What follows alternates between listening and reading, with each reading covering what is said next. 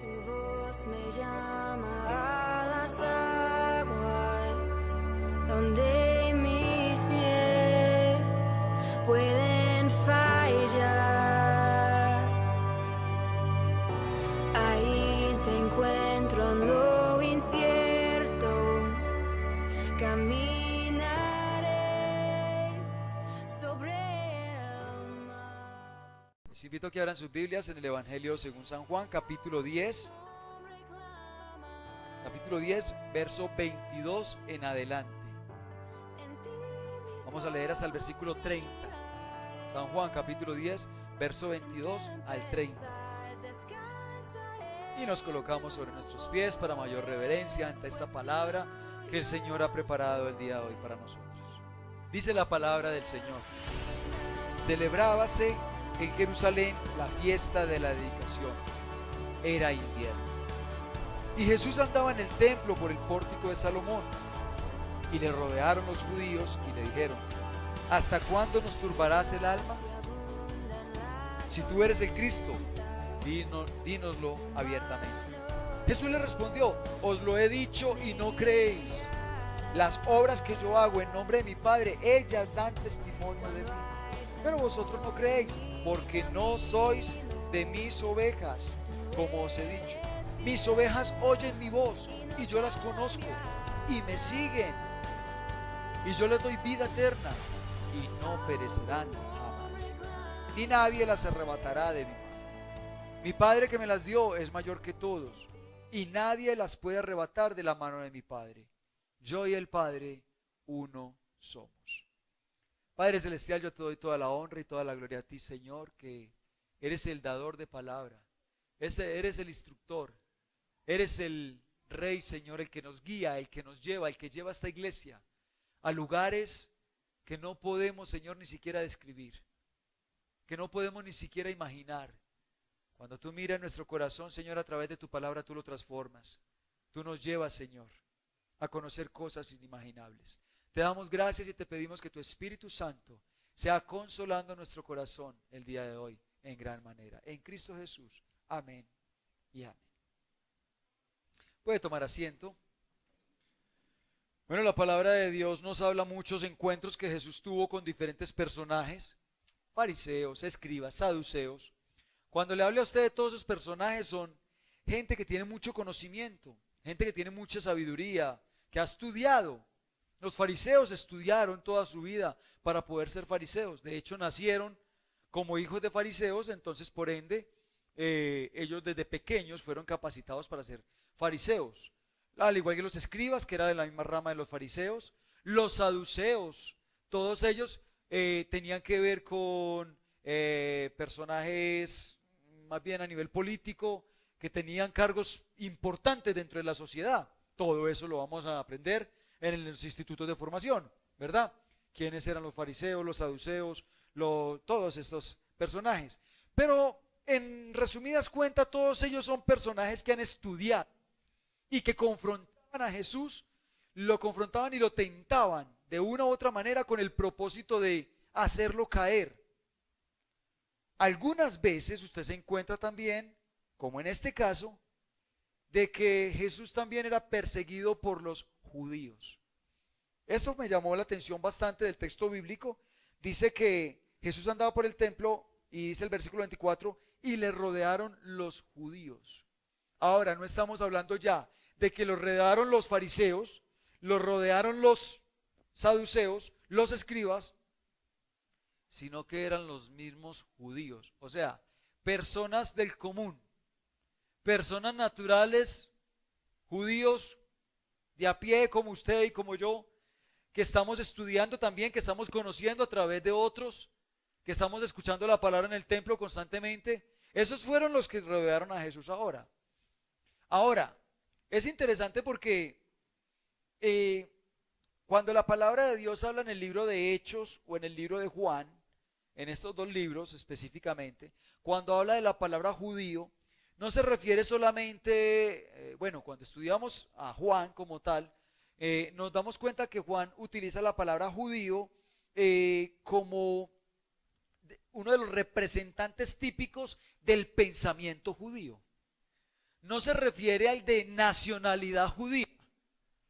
Es como yo decir, esta persona es antioqueña.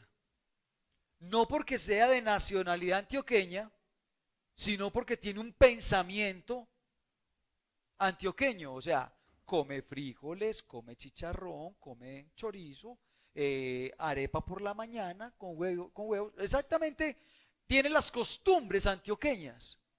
Entonces yo digo, es antioqueño, aunque puede ser de cualquier parte del país. Cuando Juan utiliza el término judíos, no está diciendo ellos son de nacionalidad judía, sino que fuera de ser nacionalidad judía, ellos tienen esa mentalidad judía, ese pensamiento judío que iba en contraste con el pensamiento cristiano, con los seguidores de Cristo, con los creyentes en Cristo. O sea, eran los judaizantes, los religiosos de la época, los hombres que todo el tiempo dentro del templo estaban aplicando la cantidad de leyes, cantidad de reglamentos que basaban toda su religiosidad en una ley. Usted los judaizantes religiosos, los religiosos judaizantes hoy en día todavía los encuentra dentro de la iglesia, todavía los encuentra en la sociedad, todavía los encuentra en las iglesias cristianas. Usted todavía los puede ver. Se basan en un montón de leyes. Ay, pero en esa iglesia cristiana porque levantan las manos así. Y es que si es lícito que los niños brinquen en el altar. Si el altar es santo, eso es sagrado. Ay, en esa iglesia porque dejan que los niños pasen por ahí. Es que no pueden pasar, es que ese lugar es santificado. Entonces un niño no puede pasar por este lado. Pero un borracho sí, usted, alcohólico, fornicario, adúltero, sí puede moverse por toda la iglesia como él. Venga. Y entonces, pero ay no, pero es que, ¿cómo es que van a comer dentro del templo? Y es que Dios sí permite que, en esta iglesia permiten que en el templo, en las sillas santas, la gente se coma una torta. Que porque están celebrando un cumpleaños, entonces se van a comer una torta. Una cantidad de leyes, juicios.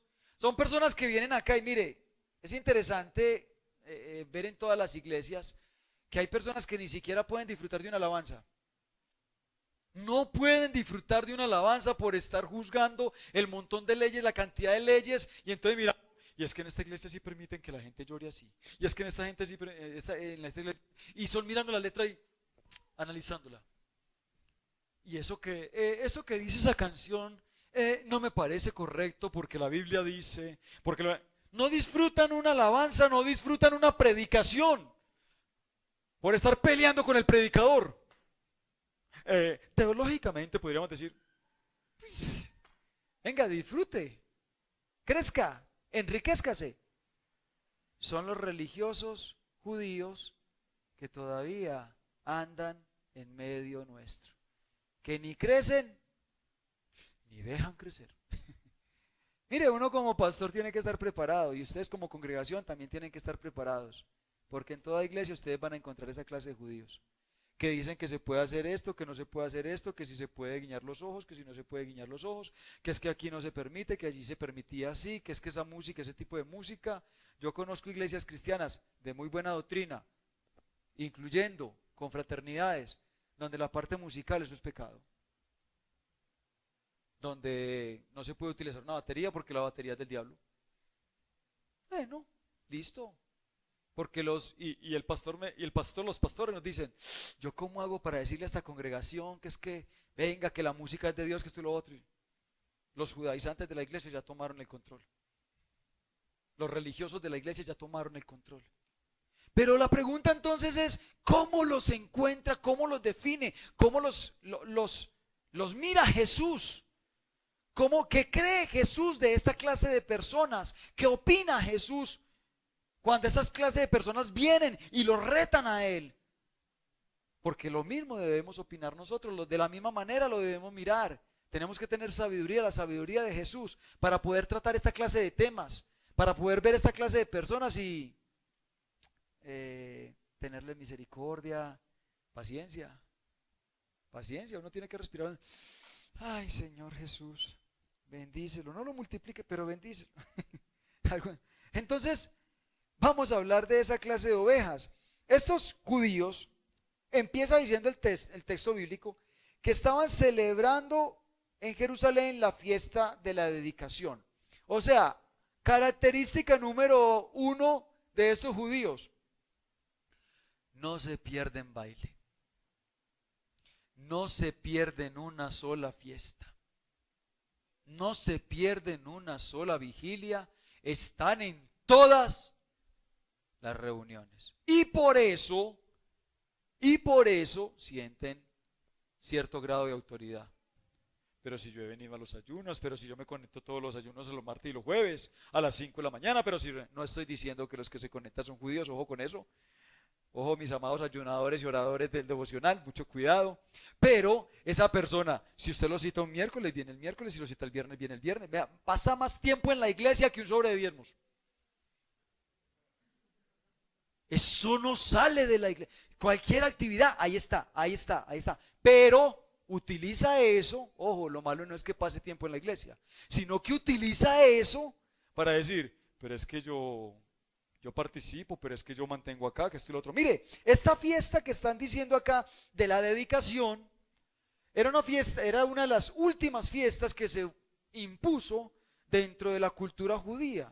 Fue la última fiesta, de hecho ni siquiera pertenecía a las fiestas instituidas por Dios en el Antiguo Testamento. Esta fiesta de la dedicación fue puesta por Judas Macabeo en el periodo intertestamentario, o sea, entre Malaquías y Mateo.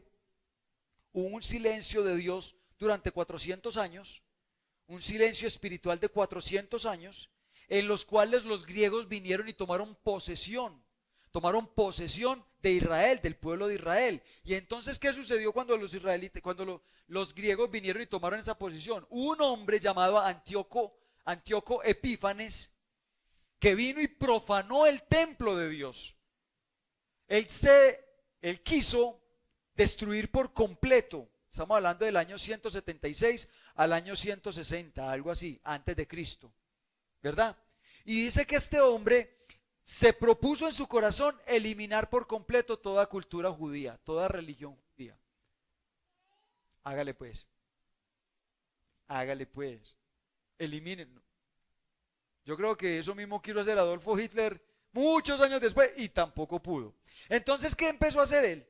Empezó a eliminar todo lo que era sacrificio, todo lo que era, y se daba cuenta que antes los judíos cada vez creían más en la religión, creían más en la devoción a Dios y se apegaban más.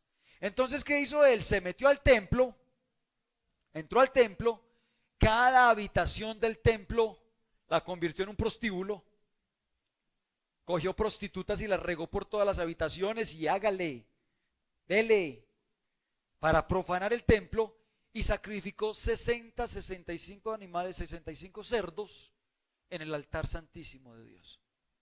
Cosa que era abominación para Jehová, sacrificar animales inmundos en el templo de él. Lo sacrificó a los dioses griegos.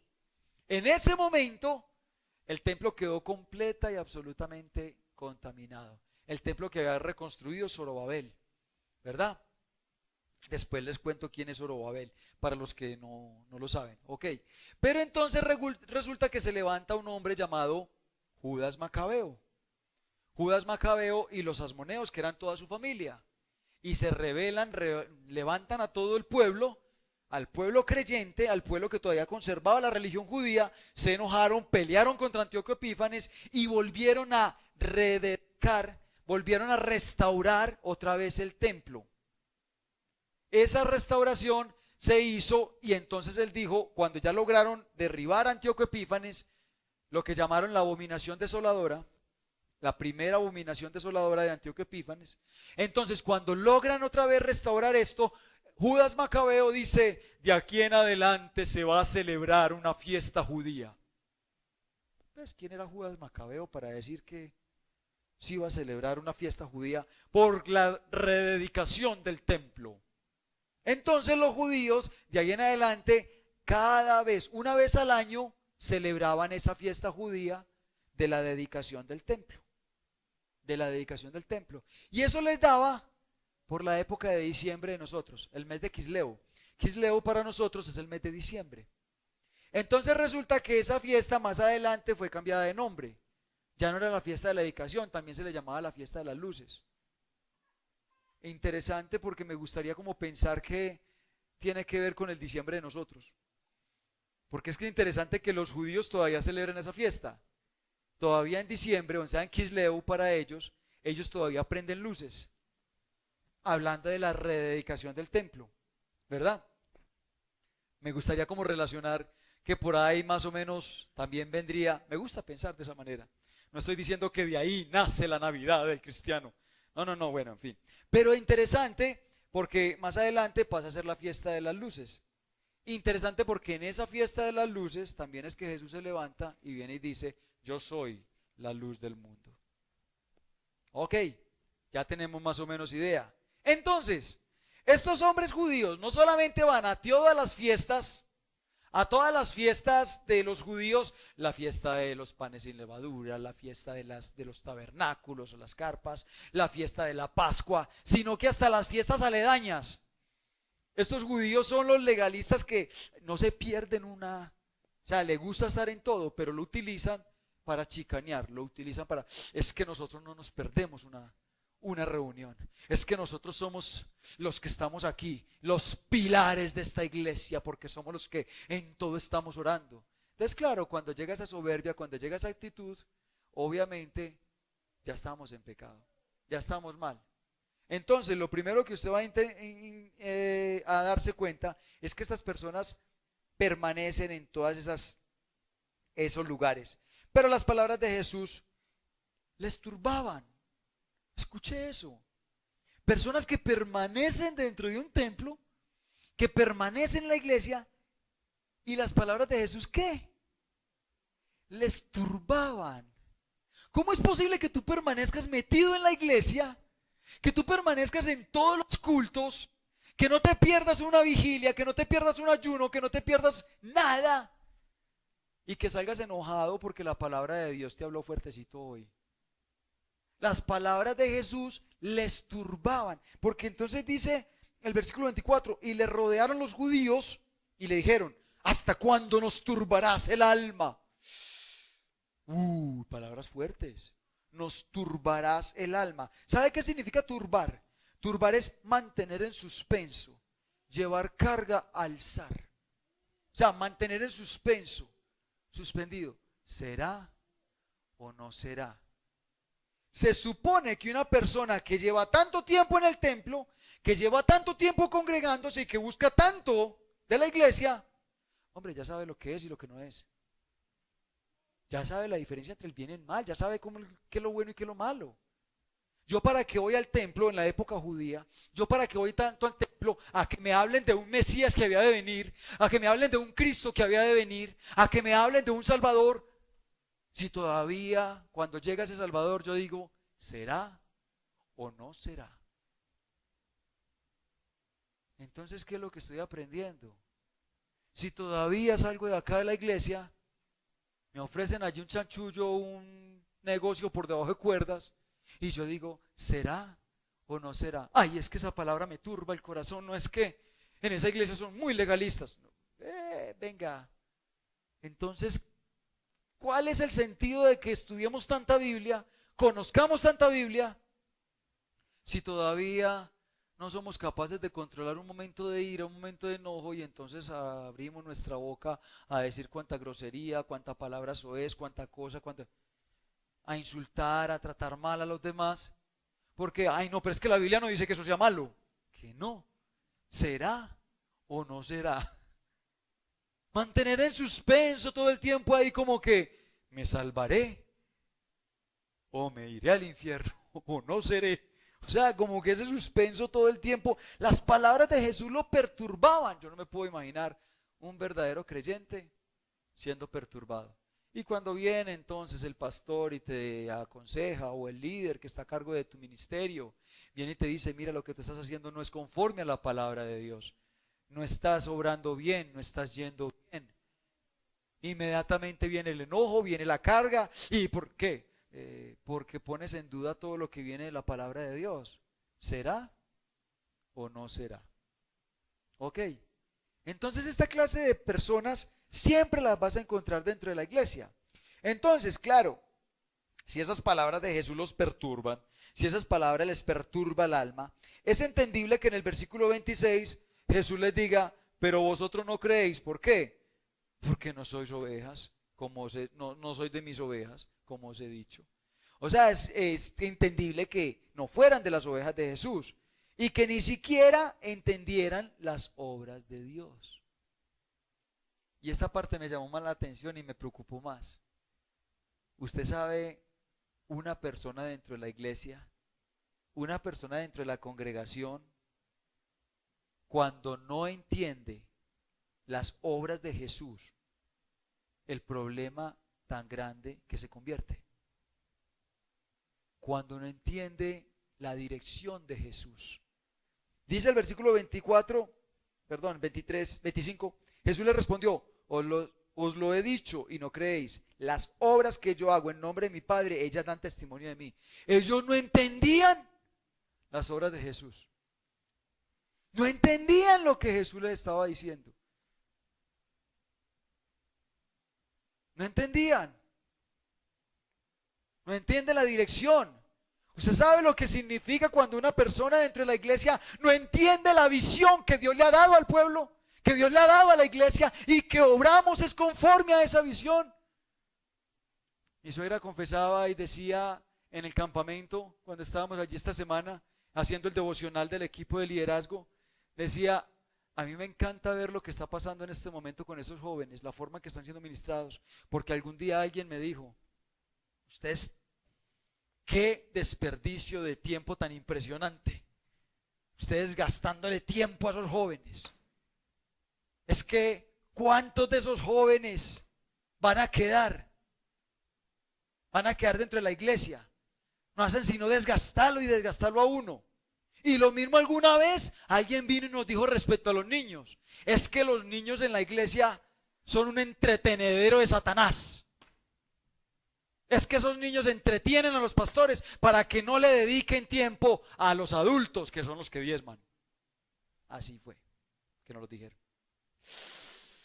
Usted sabe el daño tan impresionante que le hace a una persona cuando no entiende la obra de Dios dentro de la congregación. Se convierte en un estorbo. Y el problema es que es un estorbo continuo y permanente porque no sale de la iglesia. Porque todos los días está ahí. ¿Para qué?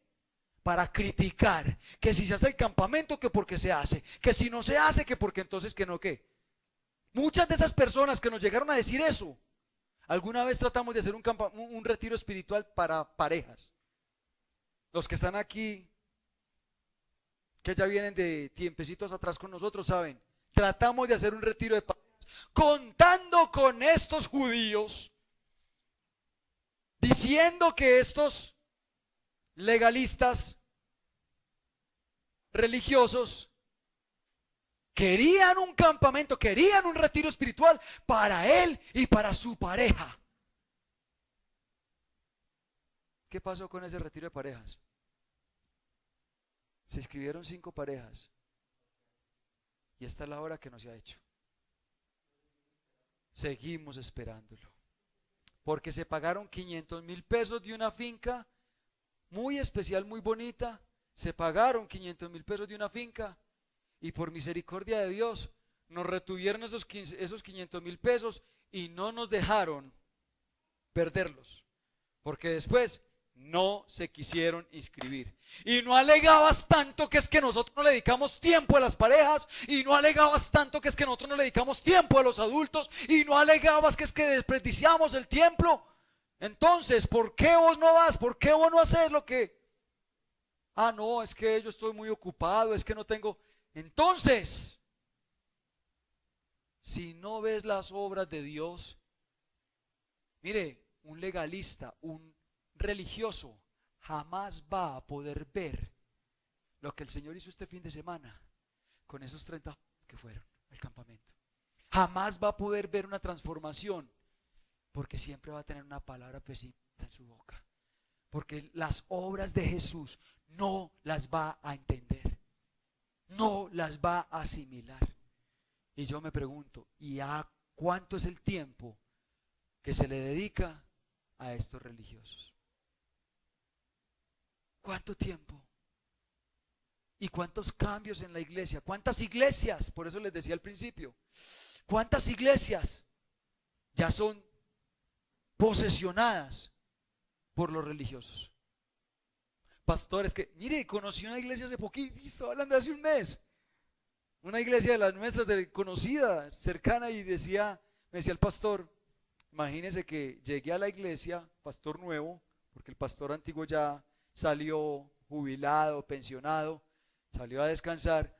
Entonces llega un pastor nuevo y me dice: pastor, no me dejan cambiar las cortinas que tienen en el fondo, no me las dejan bajar ni para lavalas. ¿Y por qué? Que porque esas cortinas las dedicó el pastor y la pastora que salieron, ellos las ungieron, oraron por ellas, que esas cortinas son inamovibles. Ya los judaizantes tomaron el control total de la iglesia y pusieron sus cortinas, pusieron su sello. En la lavadora se le va la unción, dice Sergio. Interesante, sí, así es. Venga, ¿cuántos cambios terminan haciendo sus judaizantes dentro de una iglesia? Es tremendo, por eso. Pero entonces viene Jesús y dice: ustedes no son de mis ovejas, por eso no entienden lo que está pasando. Entonces, ¿eso qué me da a entender? Mire, por más que alguien, un ser humano, que nosotros como pastores, como líderes, como lo que sea, por más que alguien quiera forzar una mente de esas para que sea oveja de Jesús, solo Dios podrá sensibilizar ese corazón y darle una nueva simiente. Mire, esa mentalidad no la cambia un pastor, esa mentalidad no la cambia un líder, esa mentalidad no la cambia una doctrina ni la cambia una iglesia. Esa mentalidad hay que entregarla en las manos de quien quiera que se vaya. No sé si entregarla en las manos de Dios o como dice por ahí Pablo, entreguen ese hermanito a Satanás a ver si al menos el alma se salva. Porque esa mentalidad es dura. Jesús simplemente ¿qué declaró? Mire, es interesante porque estos hombres llegan donde Jesús y le dicen: entonces, díganos si usted es el que necesitamos de una vez abiertamente. ¿Y Jesús con qué le sale? Ustedes no son mis ovejas. Ustedes no son parte de mi iglesia. Ustedes no son miembros de la iglesia. Yo no cuento con ustedes dentro de la iglesia. Cuando yo hablo, ¿cuántos miembros tiene mi iglesia? Yo no cuento todo el que llega a la iglesia, no cuento a todo el que está dentro del templo. Yo cuento a los que son mis seguidores, a los que oyen mi voz. Y ustedes no oyen mi voz, ustedes no ven mis obras, ustedes no son. Y me impacta y me gusta y me agrada esa actitud de Jesús. Porque a mí personalmente como pastor me trae descanso. Señor, no son tuyas, van a ser mías. No son de tu iglesia, van a ser de esta. Pues, esas personas tarde que temprano se van a ir de la iglesia. Esas personas tarde que temprano no van a estar acá con nosotros. Tarde que temprano el Señor las va a sacar porque no son ovejas suyas. Jesús dice: no son ovejas. Solamente Dios puede venir a darles una nueva simiente. Tiene que volver a nacer de nuevo, tiene que volver a iniciar para que Jesús pueda salvar esa oveja, para que Jesús pueda salvar ese corazón. Y son ovejas que se la pasan metidas dentro de los templos. Ojo con eso. El religioso judío entonces quería saber si Jesús era el Cristo. Dice allí: si tú eres el Cristo, dínoslo abiertamente. Ahora, escucha otra característica de este judío, de este religioso judío. Porque entonces dice: si tú eres el Cristo, dínoslo abiertamente. ¿Qué es la palabra Cristo? La palabra Cristo simplemente es ungido. Ungido. Si tú eres el ungido, entonces dínoslo abiertamente. Estos hombres eran judíos, permanecían metidos en la iglesia, escuchando doctrina, y están tratando a Jesús como el ungido. Ungido se le decía al sacerdote. Ungido se le decía a un rey. Hasta el rey de Babilonia, hasta el rey de Persia, Ciro, en el Antiguo Testamento, fue llamado mi ungido.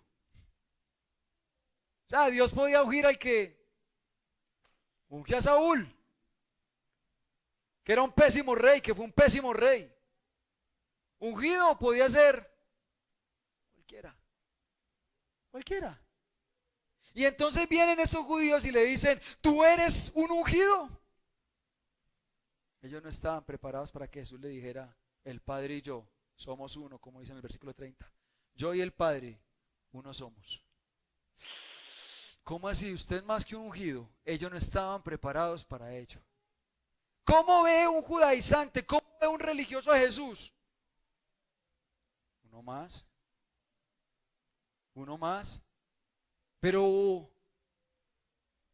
lo entiende que Jesús es el camino, la verdad y la vida. Entiende que el camino no está diciendo que Jesús es un camino. La palabra dice Jesús es el camino, o sea, no hay otro camino. El judaizante no entiende eso. El judaizante, ¿qué es lo que entiende? El religioso, ¿qué es lo que entiende? No, Jesús me está ofreciendo esta propuesta, pero él me dio libre albedrío. Entonces yo me voy por esta. Porque padezco. Me voy de la iglesia.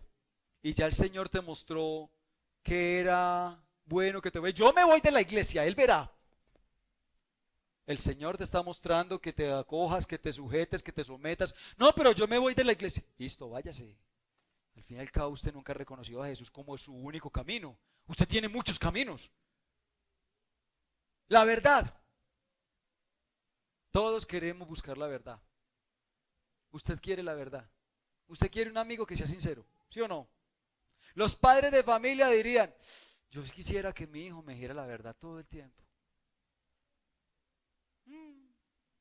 ¿Cómo te está yendo en el colegio? Yo no sé. Ya cuando usted le dice yo no sé, ay, esas notas van a salir graves. Porque cuando van bien, vea, me saqué tanto, me saqué esto. Cuando le dicen yo no sé, es decirle una mentira, es decirle a usted, voy llevado, voy grave, necesito ayuda, auxilio, estoy hundido. Todas las esposas quisieran tener un esposo que siempre, absolutamente siempre, les diga la verdad. Nosotros en Jesús encontramos la verdad, el sinónimo más exacto de lo que es verdad. Jesús es la verdad. Jesús es verdad. Pero nosotros cogemos el camino de la verdad de una forma superficial. Cuando tú entiendes que Jesús es verdad, tú acudes a todo lo que es verdad, cuéstete lo que te cueste. Valga lo que valga, tú acudes a Jesús y es la verdad. Pero el judaizante nunca. El judaizante por encima de la verdad está su conveniencia. No, es que yo no puedo estar diciendo la verdad toda hora porque entonces qué problema, uno termina pagando todo. ¿Quién dañó eso? No, yo qué me voy a poner a decir que yo. Oiga, y entonces, ¿y quién hizo ese daño? ¿Y quién dañó la greca? ¿Y quién dañó allí? Yo no sé, uno sale a vacaciones y cuando llega se encuentra como que aquí en la iglesia hay una cantidad de transformaciones, una cantidad de cambios que uno dice, wow, ¿qué pasó? ¿Y quién dañó? ¿Dónde está el Jesús que predicamos acá, que es la verdad? Y la vida. El judaizante no entiende que Jesús es la vida, que Jesús es su vida, no ve a Jesús como su vida. No entiende eso, no tiene a Jesús en el centro. Entonces el religioso judío quería saber si Jesús era el centro, era el Cristo, el ungido, ¿verdad? Pero para ellos Jesús no era el centro de su vida, no era el centro de su vida, y por eso se sorprendieron cuando Jesús les declara que el Padre y Él son uno. Es que una cosa es yo decir yo creo en Jesús, otra cosa es yo ir a Jesús en el centro de mi vida. Yo dejo de ser judaizante, dejo de ser religioso cuando tengo a Jesús como el único que puede ordenar, el único que puede mandar. Y si Jesús dice que así se hace, con honestidad, con honestidad. Y yo lo partí, sí, yo lo partí, yo lo dañé, ¿y qué más hacemos? ¿Cuánto hay que pagar? ¿Cuánto hay que hacer? No se hace el loco por allá, se queda callado como que, ay, entonces no, vamos a ver si me lo cobran. No, venga, vamos a ver si me pillan. No, no, no, no, venga, yo lo digo, ¿qué hay que hacer? ¿Cuánto hay que pagar? ¿Cuánto hay que mover? ¿Por qué? Porque Jesús lo manda, porque así vivió Jesús. Cometí un error, pues voy y lo confieso. ¿Por qué? Porque así vivió Jesús, porque así me lo enseñó. Aquel que es el camino, la verdad y la vida. Demuestro que Jesús está en el centro de mi corazón. Eso no lo hacían los religiosos judíos. Entonces, una oveja del rebaño de Jesús, en contraste a estos judíos religiosos, una oveja del rebaño de Jesús, dice acá, versículo 27, mis ovejas oyen mi voz. Gloria a Dios. Y yo las conozco y me siguen. Mire, yo no sé si usted nota acá, pero aquí no hay nada de forzamiento. Aquí no hay nada de presión. Las ovejas simplemente oyen la voz de Jesús. ¿Y qué hacen? Lo siguen. Esta es la forma más voluntaria que yo puedo encontrar en la Biblia. La forma más voluntaria de seguir a Jesús. Yo no tengo que pelear con nadie. ¿Cómo reconoce usted una oveja legítima de Jesús? Escucha a Jesús y hágale. Hay que hacer, le hacemos. Tengo pereza, pero le hacemos. Tengo miedo, pues con todo y miedo le hacemos. ¿Por qué? Porque Jesús lo está mandando. Pasamos de religiosos a reconocer y entender las verdaderas ovejas. Hay que madrugar, madrugamos. Hay que trasnochar, trasnochamos. Interesante. ¿Por qué? Porque Jesús está llamando allá, porque Jesús está moviendo. Hay que sacrificar, sacrificamos. Si la palabra me está diciendo que vaya a la iglesia, yo voy. ¿Está lloviendo? Pues voy lloviendo. Pues ¿qué más vamos a hacer? ¿Vamos a tener culto mojado? Hagámosle. ¿Por qué? Porque Jesús nos está llamando. Hay que descansar el domingo para poder congregarse. Descansamos. ¿Por qué? Porque Jesús lo está diciendo y punto. Eso no lo está diciendo un pastor. Eso no lo está diciendo nadie. Eso lo está diciendo Dios. Hay que santificar ese día para el Señor. Lo hacemos. ¿Por qué? No porque el pastor tenga que venir a decirme, hermanito, pero es que usted está en pecado. Usted no está sacando el día del Señor. Pastor, pero mire. Bueno, hágale, mijo. Usted, oveja, ¿qué más vamos a hacer? Una oveja del Señor, una oveja de Jesús. ¿Qué va a decir respecto a eso? Pastor, si la Biblia lo dice, yo lo obedezco.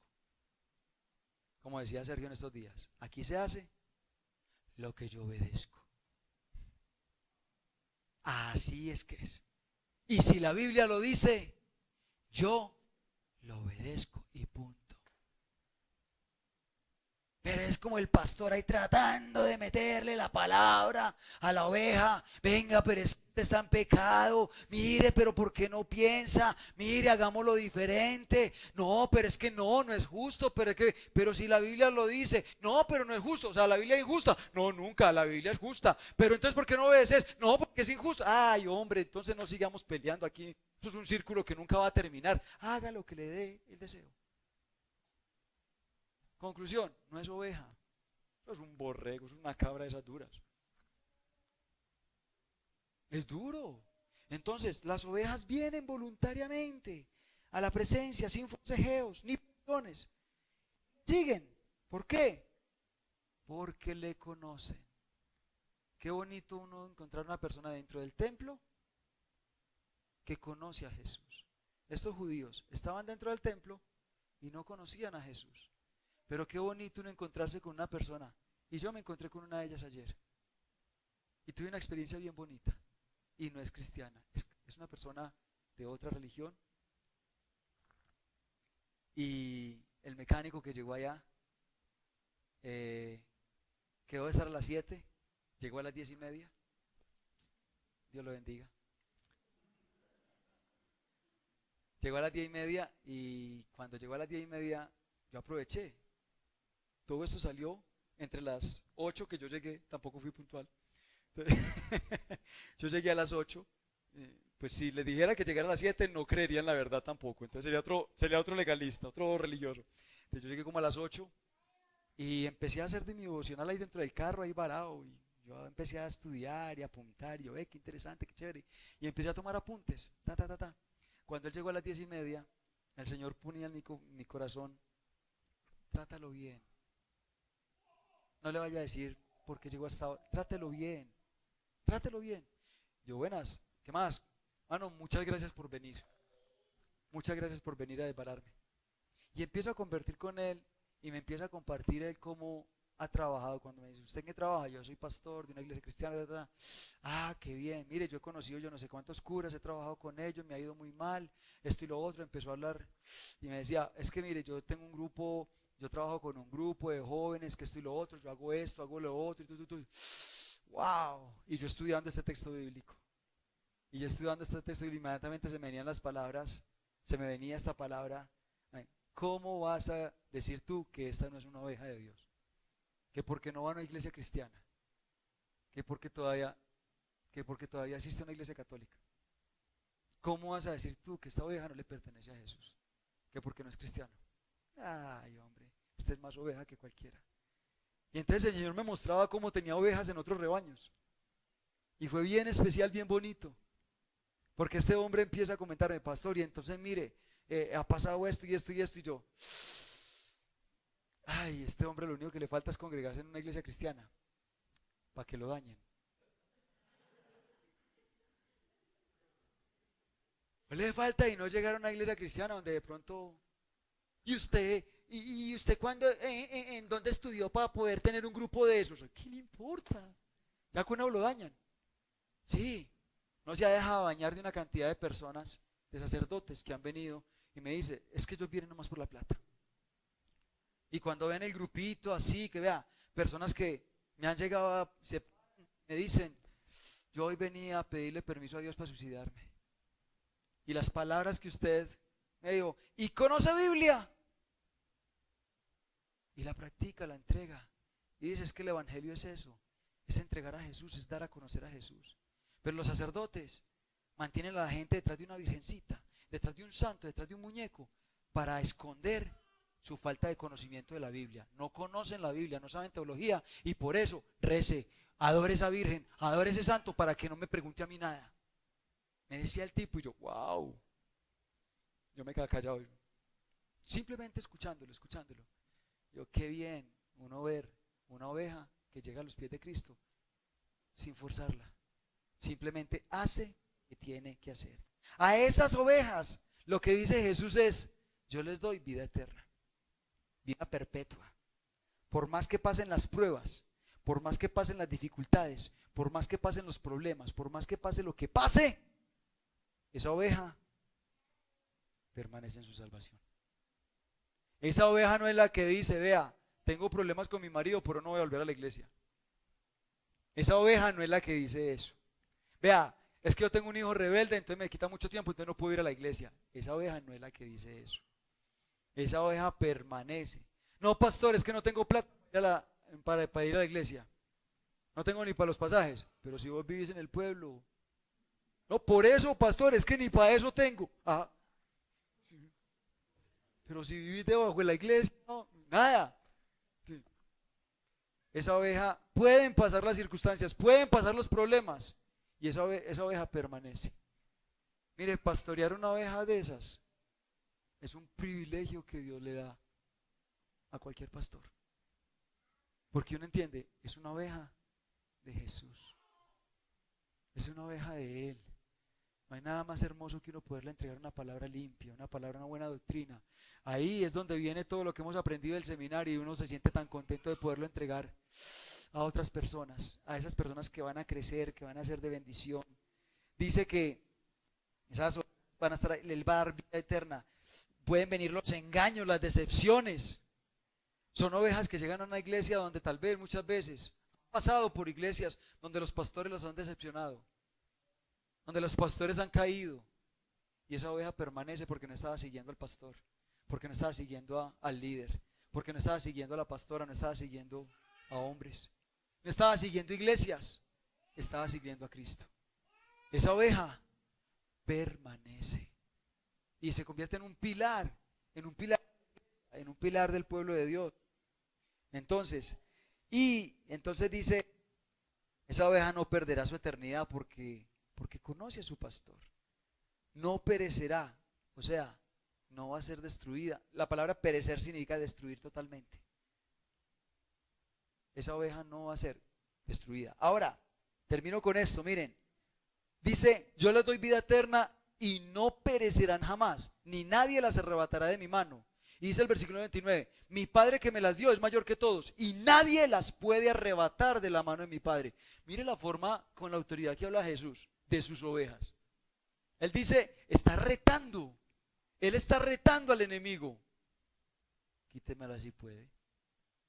Yo aquí veo a un Jesús, a un Dios, diciéndole a Satanás, ¿no has visto a mi siervo Job? Varón íntegro. ¿No has visto a mi siervo Job? ¿No has visto que es de recto corazón, que es apartado del mal, temeroso de Dios? ¿No has visto a mi siervo Job? Y Satanás que se muerde de la envidia porque no le lo puede quitar. Y no se lo pudo quitar. ¿Por qué? Porque Job conocía a su pastor. Porque Job amaba a Dios, conocía cómo operaba Dios y obedecía a Dios por encima de todas las cosas.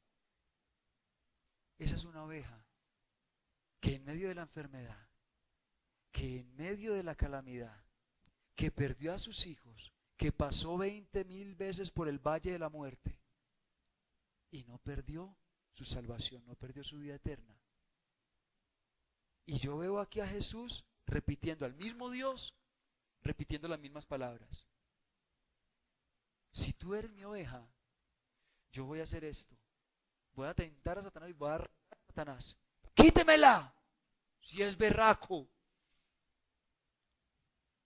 Jesús está contento de humillar al enemigo con sus ovejas fieles.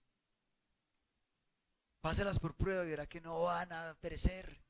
Los reta, no van a perecer, van a permanecer y antes se van a poner más firmes, se van a poner mejor, más vigorosos, antes los vamos a fortalecer y me van a conocer más, ellos no van a perecer. Jesús está provocando al enemigo, es la imagen de Dios allí mismo también haciéndolo. Nadie las puede arrebatar porque esas ovejas están seguras en el Padre. Dice, mi Padre, Él me las dio, es mayor que todos. Nadie las puede arrebatar de la mano de mi Padre. Yo y el Padre, uno somos. Entonces los judíos, ¿qué hicieron? No aguantaron el batacazo. Dijeron, vamos a apedrearlo. ¿Por qué? Porque nos está hablando en primer lugar de algo que no conocemos para nada. Nosotros no sabemos lo que es ser oveja de Jesús. Ni siquiera, a duras penas sabemos lo que es ser religiosos de templo. Entonces, ¿qué es lo que hace un religioso de templo? Tira piedra. Tira piedra. Eso es lo que hace. Porque es lo único que sabe hacer. Cuando no entiende los términos espirituales, entonces ¿qué hace? Tira piedra. Jesús está buscando ovejas no forzadas dentro de su pueblo. Jesús está buscando ovejas voluntarias, que hoy quieran venir a decirle nuevamente, Jesús, yo creo que tú eres el camino, mi único camino, que tú eres mi verdad, que tú eres todo lo relacionado con la verdad, que tú eres el significado, la esencia de la verdad, y por eso yo quiero que la verdad invada mi vida. Tú eres mi vida, tú eres el centro de mi vida, tú eres todo mi existir. Y yo voluntariamente, sin que me tengan que presionar, renuncio a la pereza. Yo voluntariamente renuncio a toda excusa, a todo argumento de iniquidad, a todo argumento que tengo para no hacer tu voluntad y no cumplir tus mandatos. Jesús está buscando ovejas no forzadas. Y ese es el título de esta predicación. Ovejas no forzadas. Y eso es lo que Dios está buscando. Ovejas que no sean forzadas, sino que entren voluntariamente a hacer la voluntad del Padre. Yo te quiero preguntar, ¿qué tan dispuesto estás a convertir a Jesús en el centro de tu vida? ¿Qué tan dispuesto estás a renunciar a todo argumento judaizante, a todo argumento religioso, a todo argumento de desobediencia? ¿Qué tan dispuesto estás hoy a agachar tu corazón, a agachar tu cabeza delante de Jesús y decirle: Señor, ya no más, yo ahora voy voluntario, ya no quiero que me jales más, ya no quiero que me trates más mal, ya no quiero seguir entrando en problemas, dificultades, arrastrado todo el tiempo, presionado. Ahora quiero voluntariamente rendir mis manos delante de tu presencia. Rinde tu corazón delante de Él, como una oveja que oye la voz de Jesús y solamente por oírla, voluntariamente decide hacerla. Cierra tus ojos. Cierra tus ojos y abre tu corazón en este momento. Dile al Señor: heme aquí. Yo quiero ser oveja de tu rebaño. Quiero estar en tu presencia, Dios. Que cuando tú hables yo te escuche y voluntariamente quiera correr, no caminar, sino correr a hacer tu voluntad. Ahorita cantábamos una estrofa que yo quiero recordársela en este momento. Una cosa he demandado y esa buscaré. Así decía David. Así decía David. Una cosa he demandado y esa buscaré, que esté yo en la casa del Señor todos los días, y en su casa moraré por largos días. Esa es la pasión de la oveja. Esa es la pasión de la oveja que cree en Cristo, que ama a Cristo. Jesús. Eres todo lo que necesito. Eres más que suficiente para mi vida. Y un lugar donde encontré descanso.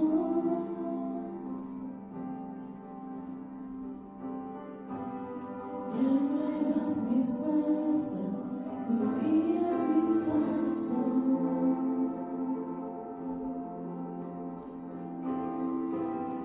Renuevas mis fuerzas, tú guías mis pasos.